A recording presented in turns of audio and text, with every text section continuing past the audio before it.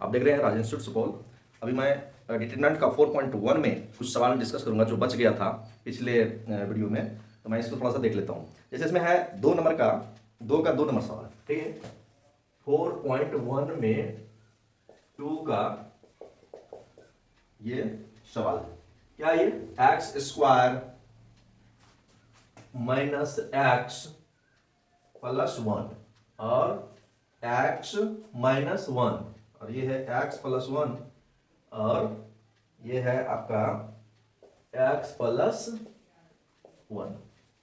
सही है। अब क्या है, इसको हल करते हैं तो हम लोग जानते हैं क्या होगा, ये x square minus x plus 1, ठीक है। कोना कोनी ये मुख्य विकर्ण माइनस सहायक विकर्ण, तो एक्स प्लस 1 और minus x plus 1 into x minus 1। सही है। अब ये एक्स प्लस 1 और ये एक्स प्लस 1 दोनों में है, दोनों को बाहर लेते हैं हम। क्या हो जाएगा देखिए जरा सा, एक्स प्लस 1 को जब हम बाहर कर लेंगे तो यहां हो जाएगा x square minus x plus 1 यहां देखिए माइनस एक्स और माइनस माइनस प्लस 1। अब देखिए एक्स प्लस 1 और ये हो जाएगा आपका एक्स स्क्वायर माइनस 2x और प्लस 2। सही है। अब ध्यान दीजिए एक्स प्लस 1 को हम एक्स प्लस 1 को इससे गुना करेंगे, ठीक है। कैसे देखिए, तो ये पहले एक्स से करेंगे, x cube minus 2x square, ठीक है, और प्लस 2x। सही है। फिर अब minus x square minus 2x और प्लस 2, ऐसा होगा। अब देखिए एक्स क्यू तो ऐसे ही हो जाएगा, एक्स क्यू हो जाएगा ऐसे, और यहां है माइनस 2x स्क्वायर, यहां है माइनस एक्स स्क्वायर।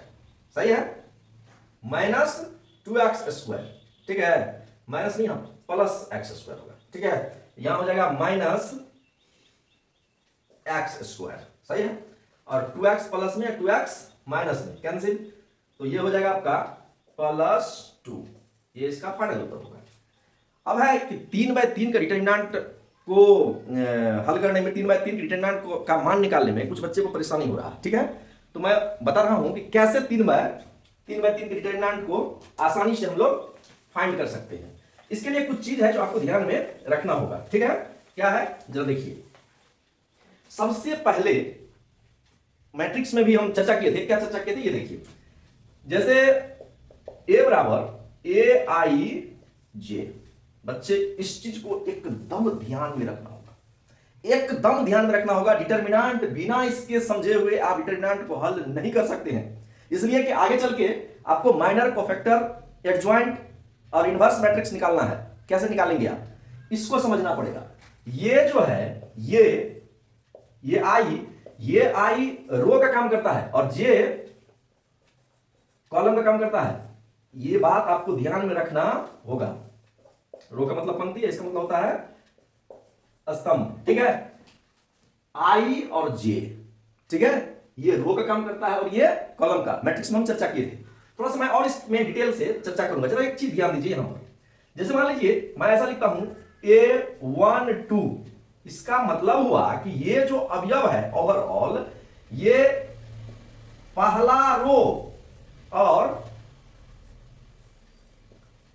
दूसरा कॉलम का अवयव है।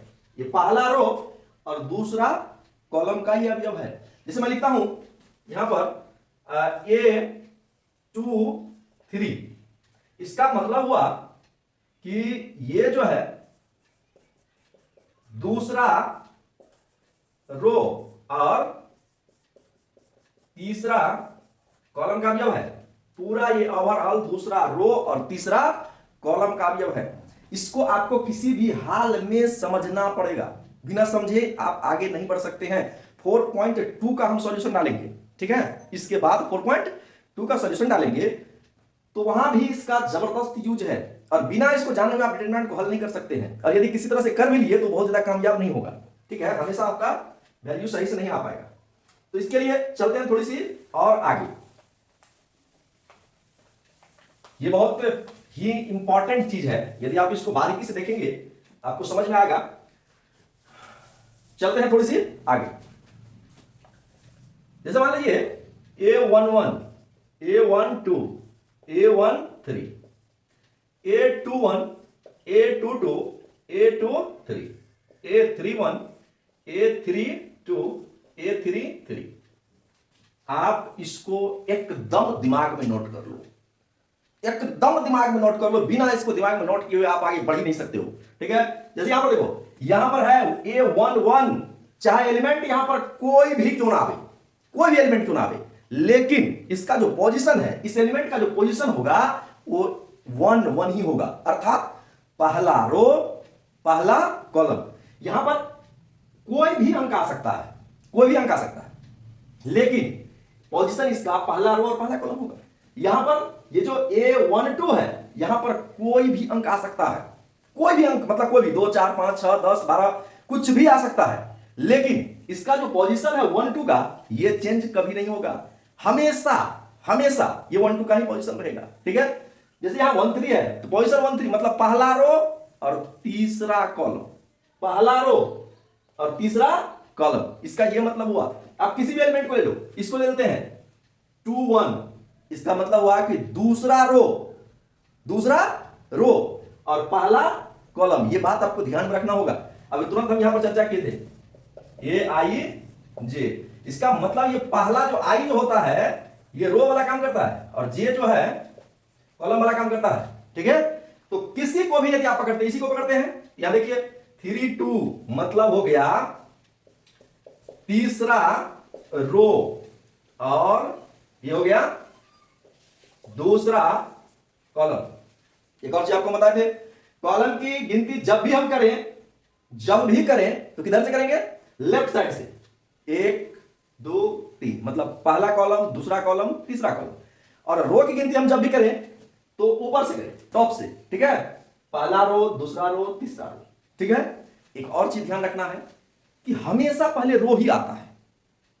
क्या कुछ लड़का के दिमाग में ये होता है, कुछ बच्चे के दिमाग में ये होता है कि पहले क्या लें, पहले हमेशा रो आता है। 1 2 3 है, एकदम आप दिमाग में नोट कर लो कि 2 3 है, मतलब कि 2 मतलब दूसरा रो और तीसरा कॉलम, इसमें कोई डॉट वाली बात नहीं है, इसको हमेशा याद रखना है।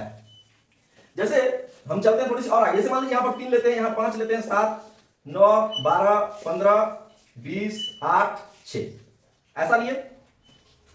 अब आपको हम बोलेंगे कि ये 7 है, इसका पोजीशन बताइए आप, ये किस रो और किस कॉलम। तो तुरंत आप ध्यान में रखेंगे ये पहला रो है, कि हम तुरंत बोले थे अभी कि ऊपर से स्टार्ट करते हैं, पहला रो तो पहला रो में ही आ गया 7 और 1 2 3 तीसरा कॉलम। तो हम यहां इसको डायरेक्ट लिख सकते हैं A1 3 = 7। ठीक है, ये सभी मैट्रिक्स का कॉन्सेप्ट है, ये इसमें भी लागू होता है। तो इसी तरह से किसी भी एलिमेंट को हम खेलें, जैसे मान लीजिए कि हम ले लेते हैं यही 9 ले लेते हैं।